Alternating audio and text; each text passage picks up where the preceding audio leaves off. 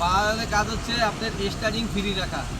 Starting যদি আপনি free না হয় আপনি এই হাত বড়ি কিছু ব্যথা করবে। এই যে হচ্ছে পাওয়ার অয়েল। এই পাওয়ার অয়েল লাগবে। পাওয়ার দিতেও লাগবে যদি আপনার স্টার্টিং ফ্রি রাখতে চান, বা হচ্ছে আপনি হচ্ছে এই আপনার কুলিং ফ্যান বা মাথা হরা এগুলা মোটর এগুলো যদি আপনি ফ্রি রাখতে পারেন, ডায়নামা পুলি পুলি রাখতে হবে। এগুলো রাখতে হলে আপনি কী করতে হবে? পাওয়ার অয়েল লাগবে।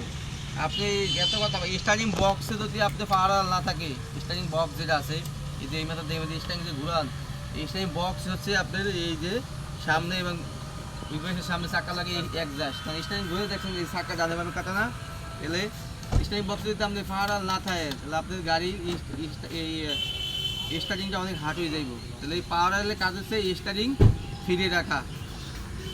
এবার এবার দেখেন এখানে এখানে যে একটুকে বলছিলাম এখানে অপশন আছে কয়টা দেখেন, একটা দুইটা, এখানে আছে কয়টা, তিনটা আছে। তিনটার কাজ কি এক?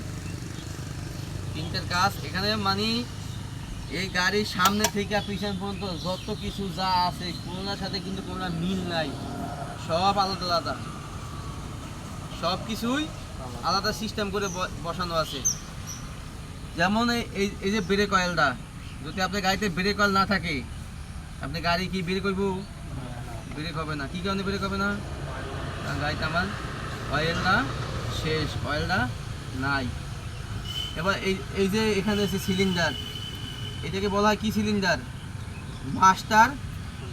এটা কি বলা হয়? Master cylinder. মাস্টার সিলিন্ডারের কাজ কি? মাস্টার সিলিন্ডারের ভিতরে বাকেট আছে, যার ভিতরে বাকেট আছে এই যে আপনার ক্লাস অয়েলের যে সিলিন্ডারটা, এই যে এখান থেকে এখানে আছে, এটার ভিতরে বাকেট আছে, ওইদিকে দেখছি এটার ভিতরেও বাকেট আছে, এটার ভিতরে বাকেট আর এটার ভিতরে বাকেট সেম। এই বাকেট যদি একটা মিটারে ওই